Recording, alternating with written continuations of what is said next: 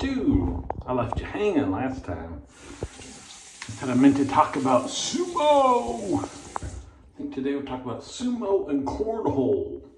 Exciting, right? So, see, look at went to the amusement park yesterday, as I mentioned, and I don't know, we're usually very good about thinking about when we're gonna need sunscreen. Didn't think the whole thing through. I didn't use any, so I'm pretty good because I've been, look at how tan. I'm so dark compared to, well, yeah, so dark compared to the lily white skin I usually have.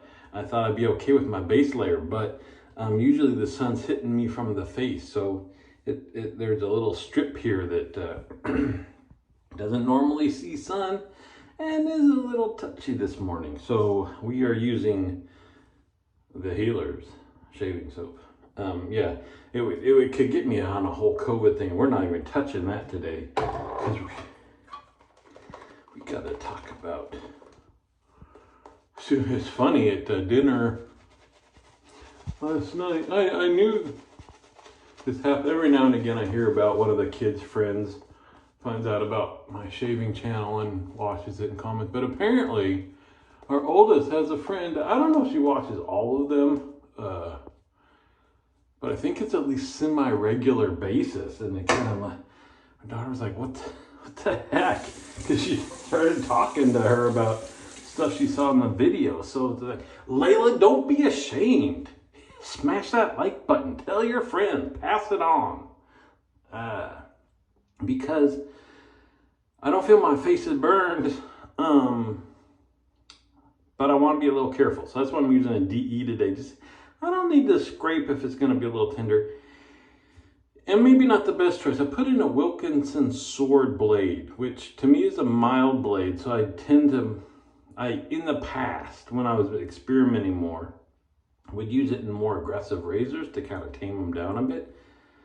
You see, I use the feather and the Wismit in this, and it works perfectly. So why mess with perfection? Because the channel will be boring if there was no variety. So we'll see. We'll see how this goes.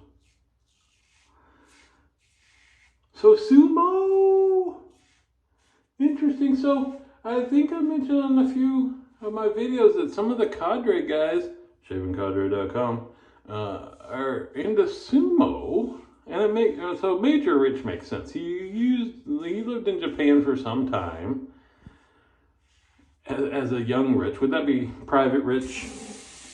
Pre-private Rich? So I think he started getting into it then. But it's fun. It's one of those things, I guess, like wet shaving, where unless somebody brings it up, it's not going to be a normal topic of conversation. And I think the first time he brought it up was a few years ago, and 1 or 2 people said, oh yeah, I watch sumo. Go figure, that's all right. But then recently, several guys on the cadre started watching sumo wrestling. They know I forget what they're, I'm a pre-private Nurse Dave when it comes to sumo. What do you call those? Just an enlistee? Am I just an enlistee ready for sumo boot camp? Anyway, they know. I was gonna say dojo. That's Karate Kid. Anyway, you know they have at home a group trains together, eats together, whatever.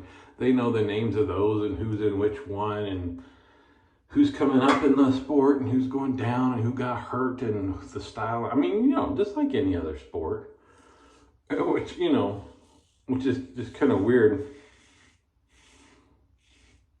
Out of the blue and not something normally discussed when you bring up sports in the United States. It's kind of neat. So, Matt, our resident straight razor collector, you won't admit it, but if you're buying razors in lots of like 30 and 40 and stuff like that, well, I guess that your past collector just on into hoarder. Anyway, he organized watch party, which was cool. So they watch. I guess the sumo things are like all day long, but the matches are like I would think everybody at some point has seen two big tubby dudes going at it for about 15.5 seconds or something and figure that's what sumo is. But anyway, you can watch on YouTube channels apparently where they just basically take just the matches and you just watch them and you watch the whole day in like 20-30 minutes. So anyway, we did that so that for us noobs, they could kind of explain what was going on and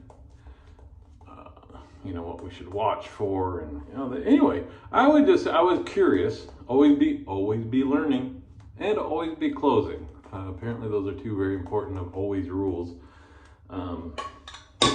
Always also, if it's wet and it's not yours, do not touch it. That's an always rule for nursing. Anyway, it was pretty cool. I learned that there are no weight classes. I guess maybe I kind of knew that, but you got, I wouldn't say little guys, smaller, less sizable guys versus more sizable guys. And of course, then you're going against muscle versus fat, or speed versus slothiness, or what have you. So that was interesting watching. There are different techniques, learning they can slap the bejesus out of each other, and which makes me that's the next question is like, what really are the rules around it? They can't have a closed fist. I know Matt said that. But I'm curious, you get like Chuck Norris in that, back in his day.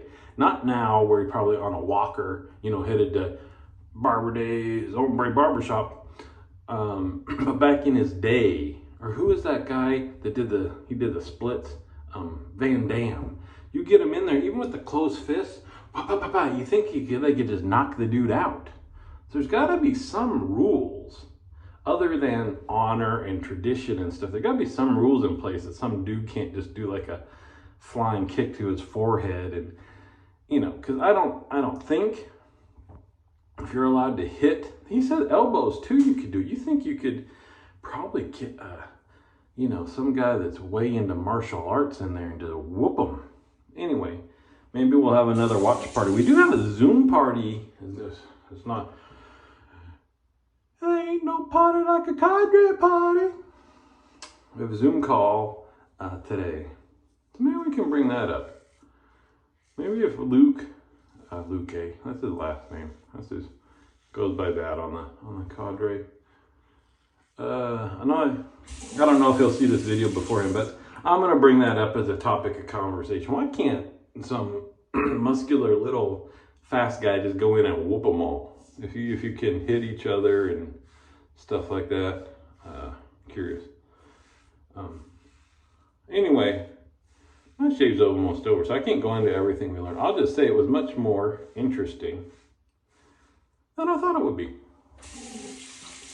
So I might watch. I don't see watching it enough to get to the point where I know the name. I mean, hearing these American guys just rolling off all these big long Japanese names and stuff like that, knowing who is who and his last name. Anyway, but then that brings me to cornhole. So it was the same night, I think. I don't know. My wife likes to have Friends on. I fall asleep much sooner than she does, so she puts on the Friends reruns on the TV. But there's a few episodes she really doesn't like. So she wasn't feeling good, so she gave me the remote. I think she turned it on because she was, you bring up, I do this too. It's pet peeve of mine, but even I do it is, somebody's looking through the channel guide and people just start shouting things out like you can't read it for yourself. And then you assume like, well, obviously you're shouting that out because you want to watch. Oh, no, you pick. And it's like, well, then, but it's funny. So she's flipping through, like a cornhole. So it's like a professional cornhole league or whatever. First of all, that's got to be one of the worst names in sports. Oh, if we get to it, I have the worst name for a product ever. So let's see. Maybe we'll do some talc. We'll stretch this one out a little bit. What are we at?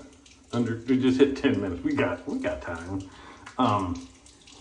Anyway, so she turned it on the cornhole and threw me the remote down. I watched for, I don't know, 3 minutes or something like that. But it's seriously, it's like, what in the world? National broadcast of a backyard picnic activity. This is not a sport. This is an activity. And you can, we'll get into the whole argument about sport, whatever. But when Bob from down the street after 4 beers can come over and have the same chances of winning as one of these guys. And then I'm sure people that are into professional cornhole would take offense to that, but you're throwing a beanbag through a hole. And I don't doubt at all that the more you do it, the more skill you have. But I think their tagline was, it even said something like the sport everybody can participate in. It's like, why is it on TV? Are you kidding? You're throwing a beanbag through a hole. I can't even. It was just, it's bizarre. And I know I've seen it on TV before, but, yes, like I said, I don't doubt that the more you do it, the better you get at it. So, you know,